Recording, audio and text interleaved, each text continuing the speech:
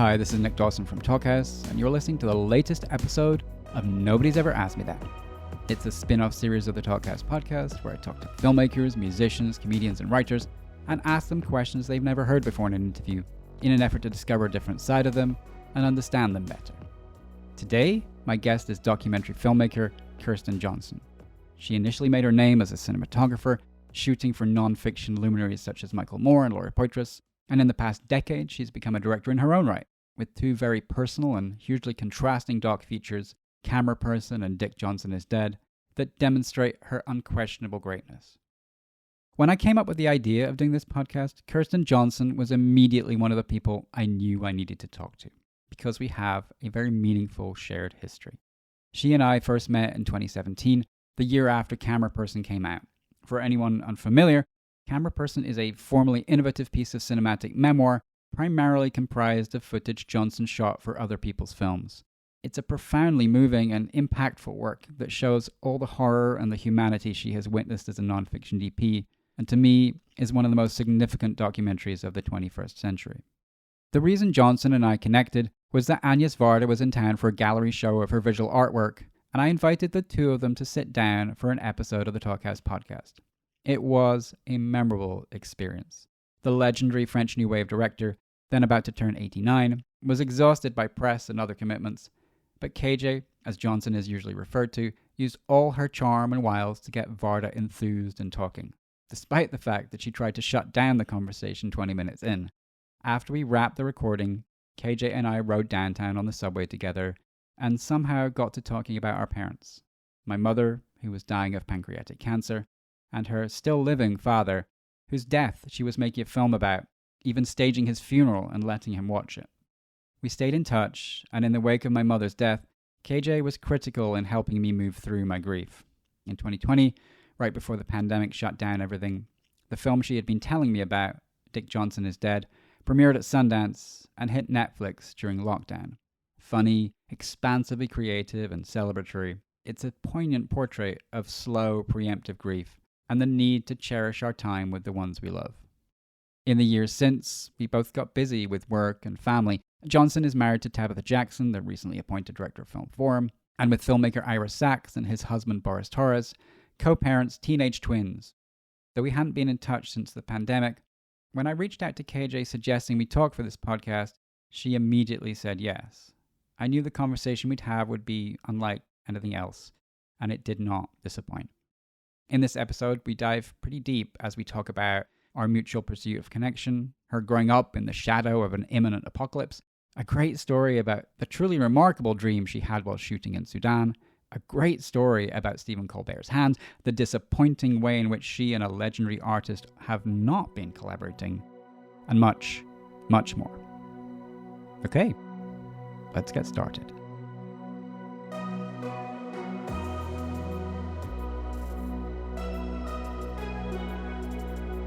Thank you so much for doing this. This is a particular thrill for me to get to talk to you. So you and I were together with Agnes Varda. I feel like we've lived. We have. I mean, it's funny. I feel like we've not spoken in a while, but I do feel like us doing that Varda thing together, and then I remember us riding the train afterwards, going downtown and talking about my mother and your father. And it's funny. I watched Cameraperson yesterday, and I watched Dick Johnson is Dead today, and I was thinking a lot about our interaction after my mother died, and we were emailing, and you wrote to me, and I'm sure I wrote to you first, but you know, you said like you should write down what happened because you're gonna forget it. And then I'm not sure how clearly you remember this, but I do remember this. Yeah. And did you? I did. And the thing that I feel bad about now is that I wrote down what happened and I sent it to you. And watching Cameraperson, that film, I was so in my own head at the time that my mother died. I was like, Cameraperson is about the way in which people receive other people's trauma and have to carry it with them. And so I feel troubled that I sent what was a very raw experience of death to you when it wasn't yours to hold. So I wanted to apologize for that. Oh, dear Nick. I think that we had a deep experience meeting Agnes Varda so close to the end of her life. having that conversation with her that she didn't exactly want to have. Yes. Right? And then, the conversation that I had with her afterwards, and then you and I rode on the train, and I live for really profound connections with other people, even if it's someone I, only meet once. So it's interesting. It may have been that I didn't respond to you well enough. You did.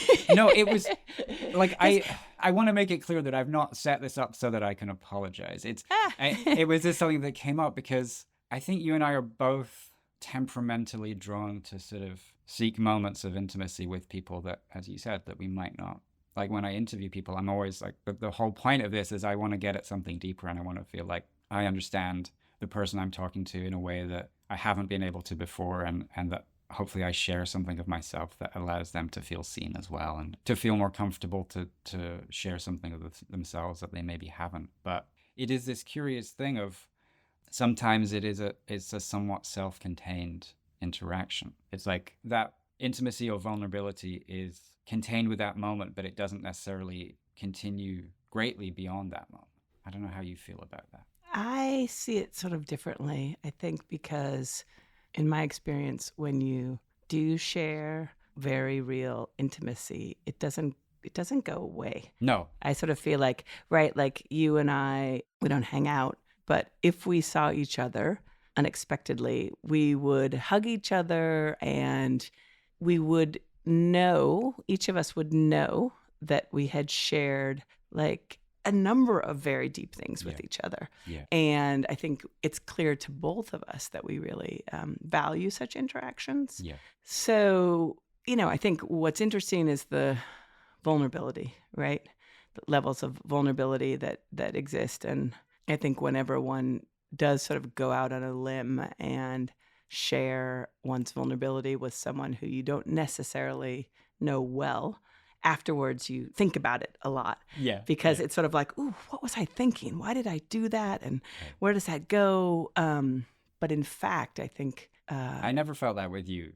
Okay, good. I think the reason that I shared stuff with you was because I felt incredibly safe, because I think the way that you talked about your own experiences and just what I knew from you, from your work as well, put me at ease in a way that it was very particular and profound.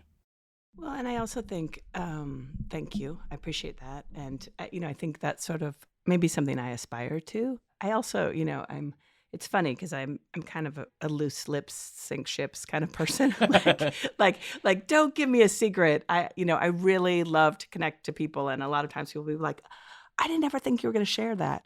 But I do think I am interested in the strangeness and the specificity of human emotion, and I'm not scared by it. I'm interested in it. So I think there is safety in that.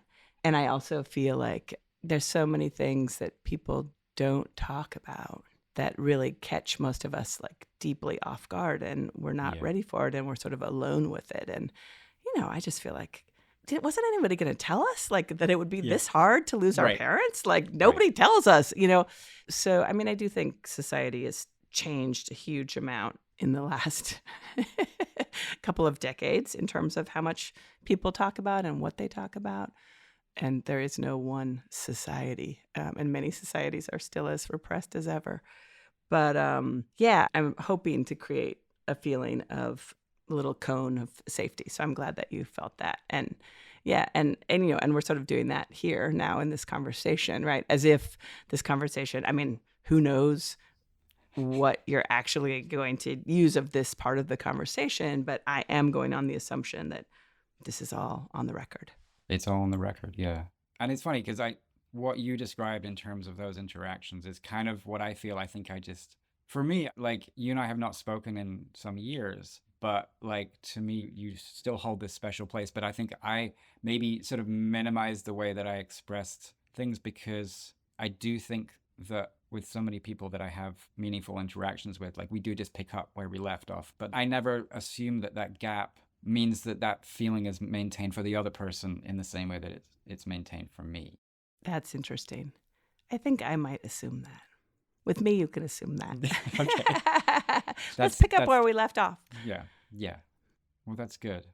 And yeah, I think when we were riding the train together and we were talking about, yeah, my mother was, she died like a month later. I knew she was very, very close to death. And the fact that you were making this film with your father about preparing for death, about facing his death in such a direct way.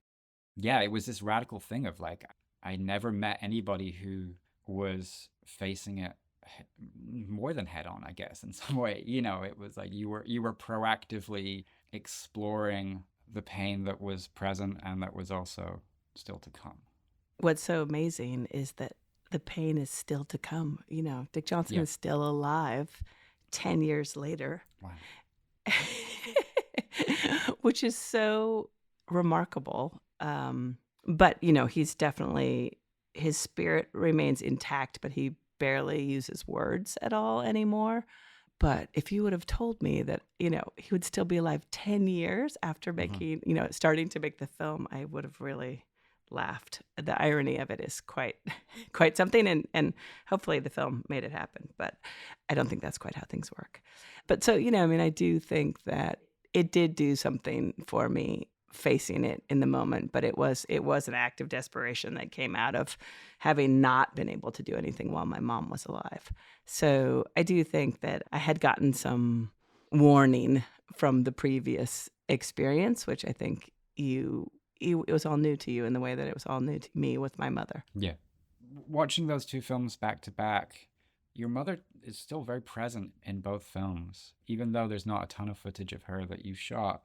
Has making this film, which was so directly about your father, allowed you to be in a different place now in terms of like your acceptance? Because I think that the thing that I really struggled with when my mother was terminally ill was the uncertainty of not knowing when, of how, of where I was going to be, of how I was going to feel, whether I was going to fall apart.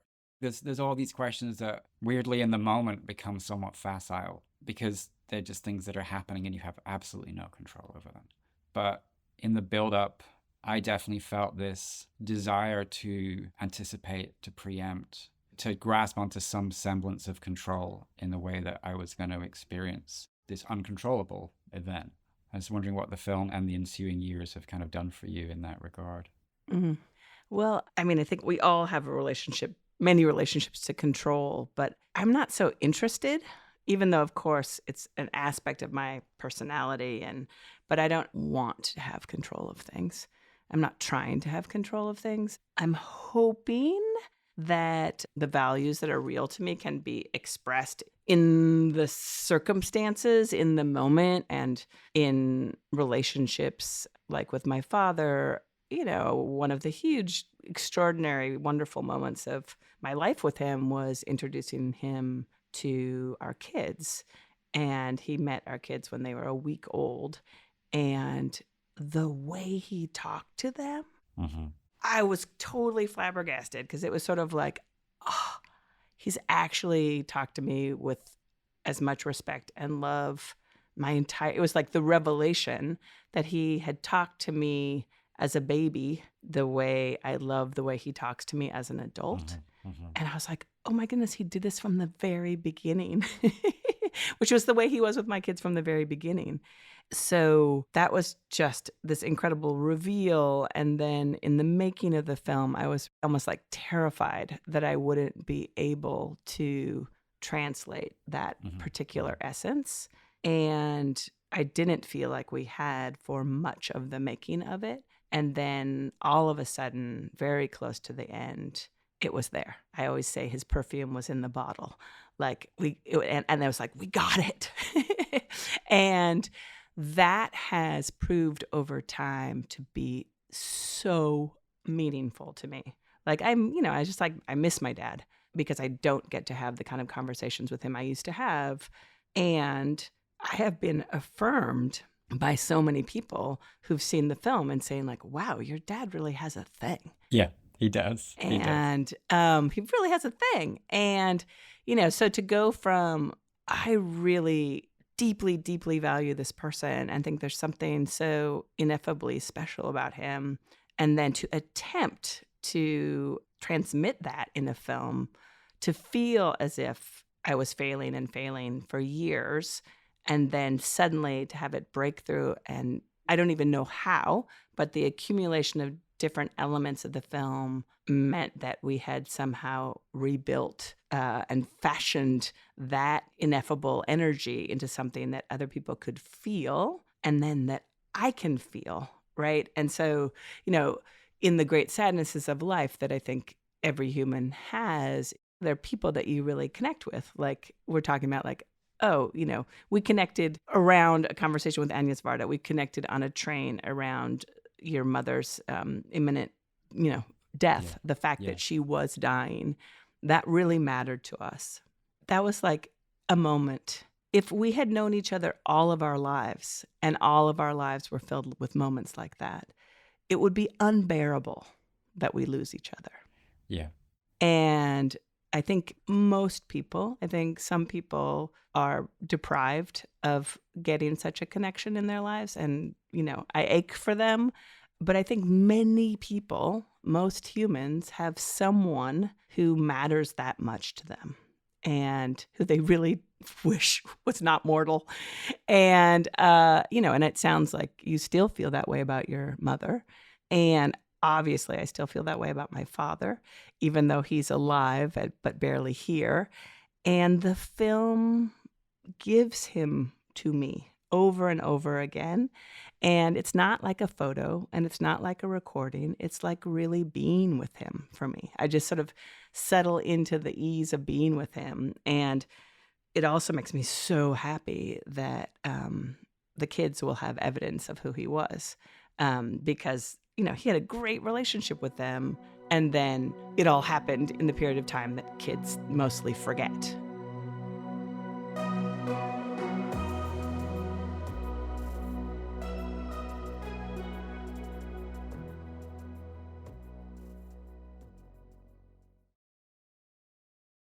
So in the pursuit of knowing, I have a bunch of kind of unconventional questions that I'd love to ask you.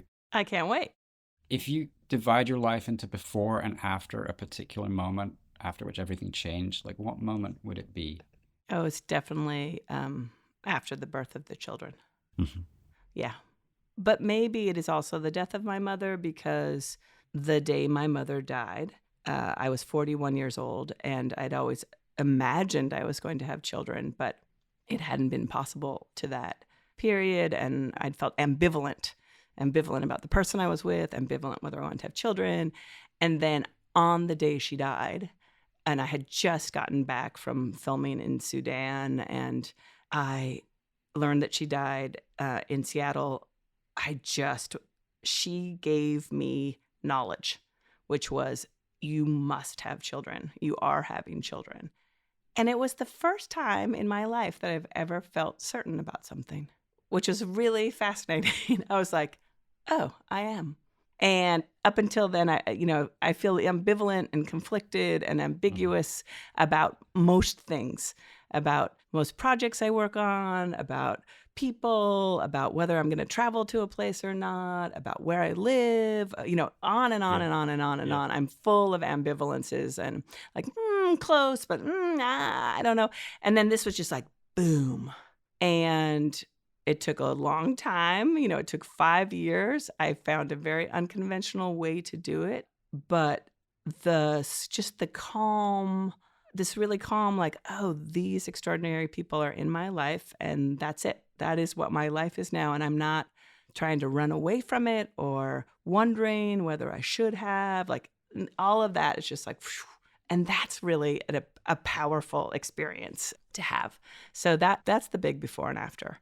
And what's kind of amazing is, previous to that, I would say there are all kinds of things that are like, oh, I could regret that I did this, or if I had stuck with that longer, or maybe I shouldn't have moved from France. Or it was like, with their birth, it was like, everything that happened before is okay because this moment is possible. Because it led to this. Yeah. Yeah. And it's not like it led to that, but it's just like, It's just the weird combination of things. And it came so close to not happening on every level that it's sort of like, okay, all right, well, I guess that was all right. So yeah, that's my before and after. So given the way you talked about your ambivalence, like, how do you cope with uncertainty? Like, how does that sit with you? I'm interested in uncertainty. So, just to be clear, I was raised both with deep uncertainty, which was, I was raised within this Seventh-day Adventist religion that said that Jesus is going to come again soon. There will be an apocalyptic event. The earth will be destroyed, and all those who are up in heaven will come back down to a renewed earth. So when was that going to happen? Yeah. When was that going to happen was like the fundamental uncertainty of my childhood. And everyone was always like, soon, it's going to happen soon. So it's like, when is the apocalypse going to happen? Soon was a deep uncertainty. And then, but then there was all these other certainties that went with it. It's like, once that happens, then you're going to live without pain and in happiness for eternity. And that was certain. But me as a little kid, I was an incredibly believing kid, but I was just completely bewildered and fascinated. I was like, how is that even possible? How could you live for eternity without pain? And will I get to grow up and change age? And, I was completely fascinated, but there was real certainty of like, yeah, that's what's going to happen. Yeah. So I had those two things happening, and there was the certainty of Jesus's love. That was a certainty. And of course, as I began to doubt and question those things, then uncertainty sort of became my ally or my friend. And I began to think of certainty or the wish for control as refusal of this incredibly strange thing it is to be human and to be on this planet, right? So embracing uncertainty, embracing lack of control was about embracing my humanness, which in some ways my religious upbringing asked me to turn away from my humanness. Mm-hmm. And so I would say like, that's been my project since I was a little kid of just like, wait a minute, these things don't quite go together. And I like that. But I've certainly been affirmed by my filmmaking life in treasuring uncertainty. Certainly as a camera person, you sort of, that's what it's all about. And being awake and sort of tuned in to anything could happen, what's going to happen, right? But so, I really, really like that. And when I'll do a talk in public now, I always leave the stage and walk out and sit next to the person who's asked me a question, because I don't know who that is who's asked me the question. And as I get closer to them, it's just like opens up more information about like, where's this coming from? Mm-hmm. Like, why is this person asking me this? And then it's like to get there and realize, oh, okay, like they're wearing that and they've got that. I just was in Lisbon showing Dick Johnson is Dead, and I went and sat after the Q&A next to someone whose glasses steamed up while he was talking to me. And it was the most beautiful, it was just, he had all this emotion and like humidity around his eyes. And I mean, who could ever have imagined such a thing? It was such an emotionally beautiful, visually beautiful, strange thing. And that's what I love about like getting close. It's like, oh, you can see the glass, it steam up on someone's glasses when they get emotional. It's a very cinematic moment as well, like a very cinematic visual. I have this weird question that I've never asked anybody. That's on my long list of questions. I'm the one to ask for sure. You are. And I think you're actually an excellent person to ask. I'm ready for it. It's getting to that thing of like sitting next to the person, sort of trying to absorb who they are to understand them. Somebody once told me that you can tell a lot about somebody by their shoes. I was wondering what your shoes say about you. It's funny. I thought you were going to say from their hands.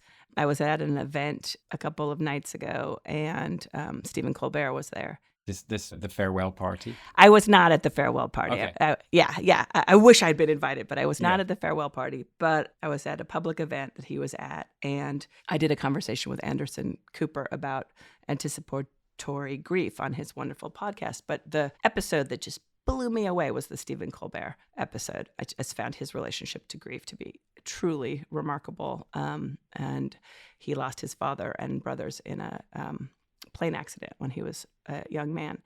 So I wanted to tell him how much that had touched me. Mm-hmm. And so I went up to him and I said, I want to talk about grief. And he immediately didn't, he doesn't know me. He took my hands and he said, oh, I'm so sorry. And his hands, Stephen Colbert has the softest hands. You would not believe it. They were such comforting hands. Like the way he took my hands. And that's the kind of thing like, okay, like what do someone's shoes say about them? I happen to be wearing some orange sneakers, but I wish I was wearing my pair of lobster sandals that are my Salvador Dali lobster sandals. And those shoes say about me that I have a sense of humor, that I love the color orange, that I can't believe somebody made a pair of sandals in the shape of a lobster. And I feel like, I'm like Dada. So I like it when my clothes say things about the things I care about. What would your mother have thought of those lobsters? She would have loved them. She would have loved them. Because she loved orange as well, right? She loved orange as well. I put that in the movie. I put that in Dick Johnson instead. But I do think my mother, she's an incredibly visual person who I think she wanted it to be clear by her visual presence that she cared, which I think is a similar thing that I am saying. I care about maybe different things, right? But we are saying with our clothes, we care. And one of the things, I'm a bold dresser. Yeah, you are. And I love it because I enjoy it, and I often interact with strangers because of the way I dress. People talk to me, and people feel emboldened to say things to me, and I like getting to talk with strangers. Has that always been the case? So my lobster shoes. I'm sure it's a conversation starter. I had a pair of orange patent leather shoes when I was little that I left in a hotel room, and that I think we drove back like 200 miles to get because my mother loved them so much also. But I was trying to dress like a good Christian girl for much of my childhood and teens, which is hard because it's basically to dress as if you're a good person is a complicated thing. And it is also a denial of you're being asked to deny any kind of sexual presence, which takes a lot of the fun out of dressing. What's the last dream that you remember, or a dream that you had a while ago that really stands out in your memory? I dream a lot and remember a lot of my dreams. I just had a dream about trying to make a movie, and it was very chaotic. I was like a construction site. There were a lot of big props and things made in space. I mean, we just watched Bellissima by Visconti, and they're like sets that are being created on Cinecittà. And so what was funny was I had this dream the day before I saw that movie. So I was sort of like, whoa, wait, I dreamed this movie into being. Yeah. But in the dream, I felt deeply out of control. And I didn't know what I was doing. I didn't know the movie I was making. I wasn't sure who was helping me. It was very cacophonous, and I was overwhelmed and bewildered. And there was a fish tank full of fish that seemed to be leaking, and one of the fish seemed to not be well and floating on its side, but it was, full of all these incredible tropical fish. And I really woke up and it was like, okay, I guess I'm making a movie.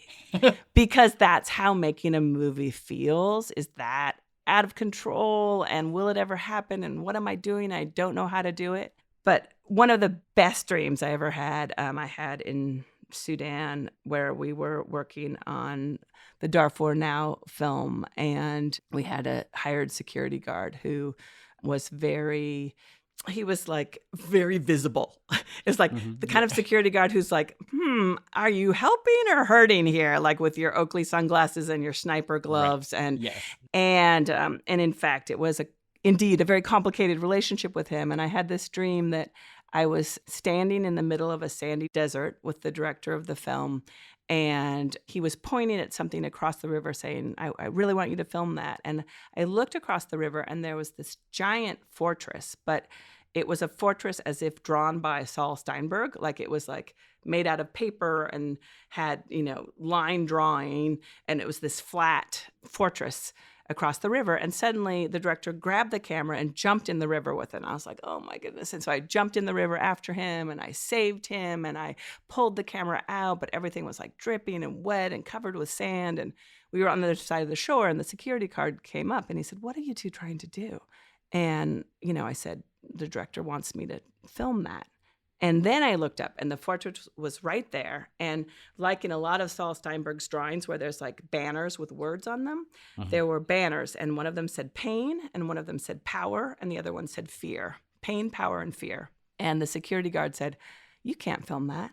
That's my house. Wow. And I said, can I try? And he said, yeah, you're never going to be able to film those things. And he said, well, maybe with memory photography. And I said, what's memory photography? And he said, well, you have to put a black or a dark cloth over your face, over your eyes, and you have to project pain, power, and fear onto everything you see. Wow. And I was like, I don't know if I can do that. He said, try it. He said, you might like it. And I was like, ugh. And so then in the dream, I'm walking through a marketplace in Sudan and there are like camels and AK-47s and, red peppers and people selling tea in this crowded marketplace. And I've got a blindfold over my eyes. And I'm like, this is not the way I want to film. Wow. That's amazing. So that's the kind of dream I have like on the regular. I'll be like, okay, that was literal, but a lot of fun. So did you write that down? You seem to, there's so much detail there that you've shared with me. Yeah, I mean, it was so cinematic and incredible and funny and all of the elements, it just stays with me. And certainly, yeah, I like to tell a dream. I once sat next to Laurie Anderson and I kept like trying to tell her my dreams because I was like, maybe they'll get in a song. Yeah, she's missing out if she's not putting your dreams in a song. That's great. What's your morning routine? I'm always really interested in sort of how people start their day. Obviously, having kids is a part of that, a big part of that. Okay, Nick, you know what's amazing about me? I have no routines. I actively dislike routine. Okay. And I think it's maybe makes it a little complicated to live with me, but I don't like to do anything the same way over and over again. So I have things that I will do for a while and then I'll shift. And I also, I travel a lot still and I love waking up in an unknown place and, going down to breakfast in someone's house I don't know or in a hotel. I don't like to eat the same things every day. I don't like to be in the same place. And certainly what I was saying before about like having the kids and loving Tabitha and being in a life where it's like, okay, I'm really happy to be with these people. So it's not like I'm like trying to run away from that or escape that, but like I don't have a standard time I wake up. I don't have a standard thing that I eat or drink. I don't, like all of that I think comes from the hermeticness of the religion in which I was raised. And, we really did like every Friday night at sundown, it was the beginning of the Sabbath. And then the Sabbath was this period of time that was sacrosanct because God could see everything that you did. You couldn't escape it. And so that rigidity, I don't want in my own life now. Yeah, when I was watching Dick Johnson, there's a thing where you talk about how movies are one of the things that were sort of off limits, and your dad took you to Young Frankenstein and that was sort of revelatory. And like for me growing up, like I probably didn't see a movie till I was maybe 11 as well, at least not in the theater. And they were very sort of strictly rationed. And I just think it's interesting that a thing that was like withheld from both of us has become the way that we make our living in our different ways. Absolutely. Why were they strictly rationed? Is like too much money or too much pleasure or? Well, my mother's family were anthroposophists. So like I went to a Rudolf Steiner school, which is called a Waldorf school here. And like television was this thing of like overstimulation, I guess. Like it's bad stuff going in your eyeballs and into your brain. And now look at how overstimulated you are. Yeah. Oh yeah. Yeah. Well, I mean, I'm, the next project that I'm doing is called The Great Disappointment, and it taps into all of this religious education that I had. And one of the things that I think is so fascinating about religion in general is that a religion is saying, we are the story. This is the story. There is one story. that may contain many biographies of many people, but there is one story and it ends with Muhammad, or it ends with Jehovah, or it ends with Jesus. And this is the story. And, that was very explicit in Adventism. My mother didn't read novels because fiction was not appreciated, and you weren't supposed to go to movies. And I'm even learning now, as I do more research, that Ellen G. White, who is the founder of the church, was anti-photography as well as being anti-cinema. And this idea of a multiplicity of perspectives, a multiplicity of stories being taboo is so deeply interesting to me.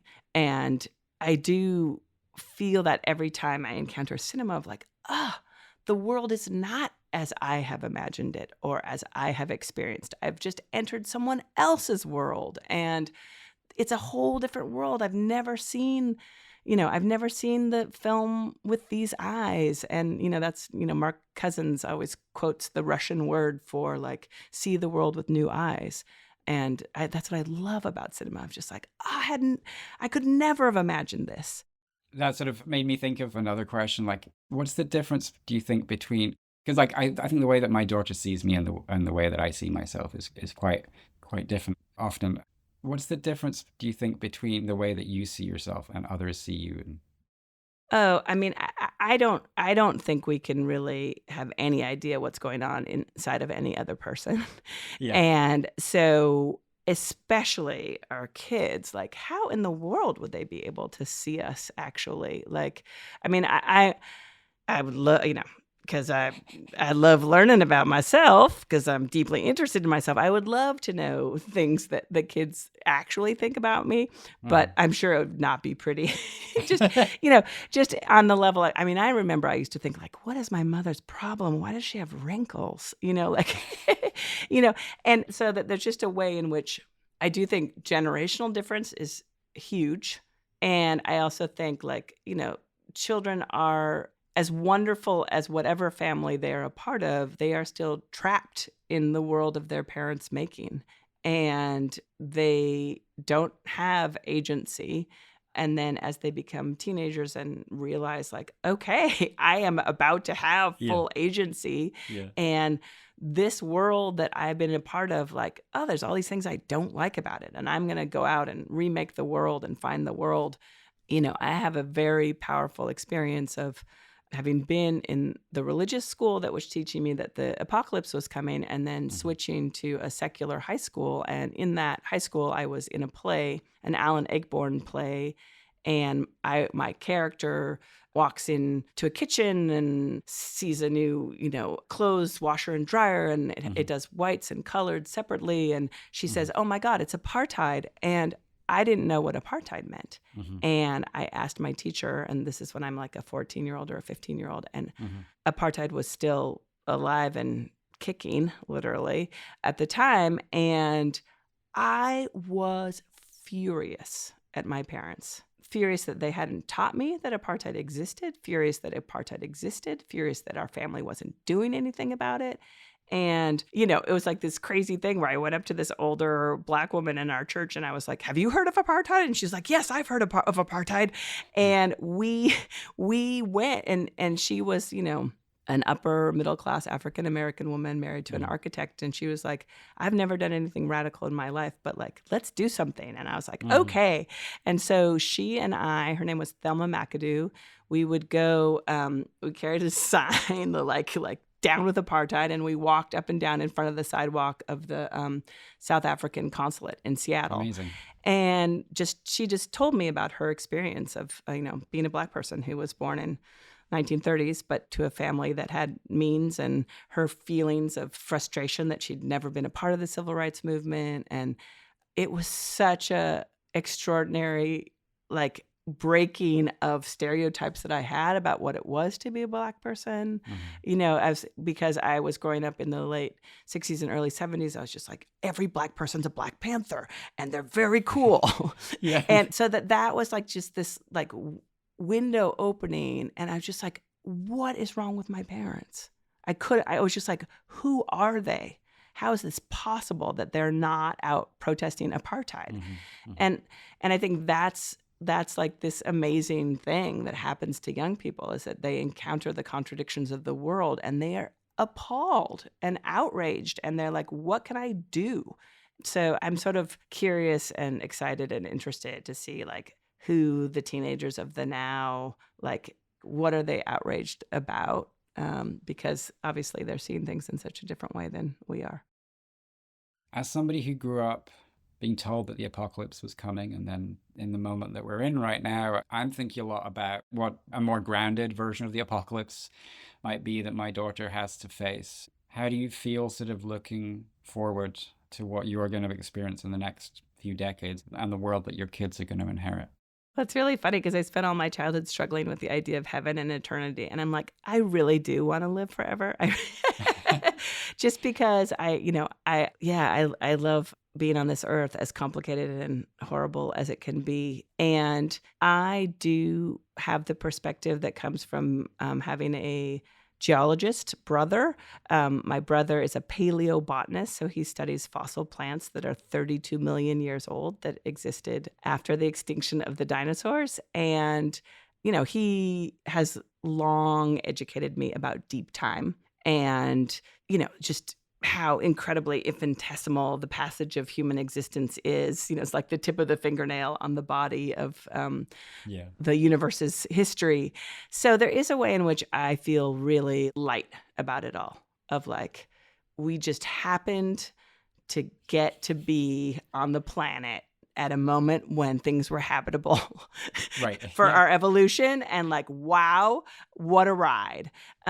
So I'm often like from that scale. I'm like from a deep time scale. It's like, hey baby, like this is brief and glorious and terrible for most of us. So I have that perspective. And then of course, there have been, like, my brother always says, like, he's lived through 5 apocalypses. Like, there's the Seventh-day Adventist one, there's the nuclear one, there's the population explosion, there's the AI apocalypse. Like, the apocalypses keep coming. But what feels really clear to me is, like, human disasters are always, they'll get localized, right? So that the death of my mother was an apocalypse for me. The death of your mother was an apocalypse. Right now, the people who have loved ones who are dying of Ebola in the DRC, like, it's an apocalypse is happening. And who knows where the edges of that go. But most apocalypses are localized. And, obviously, like, even a worldwide pandemic like the COVID pandemic was an apocalypse for, thousands and thousands of people died. Thousands and thousands of people lost their loved ones in terrible ways and couldn't even say goodbye to them. But it did not wipe out the entire human race, even though it was a global event. And, I think, like, if you're in Gaza right now, if you're in Ukraine right now, if you're in Sudan right now, like, you're living in apocalyptic conditions. Yet I think, like, that's often happening in human history, that somewhere in the world people are going through terror and horror. And I think, with climate change, it's just like, it's kind of amazing how she, like, things that seem not possible. LA is on fire. Like, that's like outside of our human imagination, and boom, it happens. It feels like the future has these kinds of elements where it's just like, okay, we're not going to see that coming, and it's going to be a thing we thought was impossible, and here it'll be. So I do think that is, what we're in, what many people in the world are experiencing, like, right now in really harsh terms. And we are also living in the best of times, for much of humanity is living at a higher standard of living than humans have ever lived in before. Most humans have access to, food and clean water at a scale that was never possible before. But I do think there is something unprecedented happening with the image world in which we live. And I think this is of our concern. We who love photography, love cinema, love journalism, love documentary, this is it. Like, photography is only a couple hundred years old, cinema only a couple hundred years old, and yet this moment of AI that feels like it's like 5 minutes old is already outstripping the number of images created. And they are images made not of human bodies. They're not originating in the body. They're being made a whole craft from data, remixed data, right? What that's going to do to all of us, I like, it's really unprecedented. I was just, Mstislav Chernov was on the jury at Cannes, and I got to spend a lot of time with him. It was what an incredible human. He was watching other people's documentaries. As soon as the film ended, he was checking his phone because he has a crew on the front line in the Ukraine. He's making another film. But, he was telling me about the drone warfare that's now happening in Ukraine, and that, young people are killing hundreds and hundreds of people through drones. Mm-hmm. And that data, the visual data, and, this was just in the Times like 2 days ago, the visual data of people running away from drones to try not to be killed by them, mm-hmm. that data is being sold to AI companies to train robots how to detect humans to kill them from drones. That's insane. Insane. And it's like in the last 6 months, the battlefield has completely transformed. Mm-hmm. And what is it going to be in 6 more months? And what is it going to be when drones start coming for any of us anywhere, right? Because there's an image of us that then can be mapped to the body of us. So this like splitting of images and bodies and then connecting is going to make targets out of lots of people. And, it's just like, what do we do with that? We are in territory that, and this may be something that, only affects a percentage of us. But how horrible is that? Yeah. Well, I want to end on a slightly more upbeat note, because I feel like we can't end on that. Good luck to you, Nick. Well, you asked me about the apocalypse. I did. So we'll end with something slight. So what's your karaoke song? Because I feel I don't sing karaoke. You don't? No.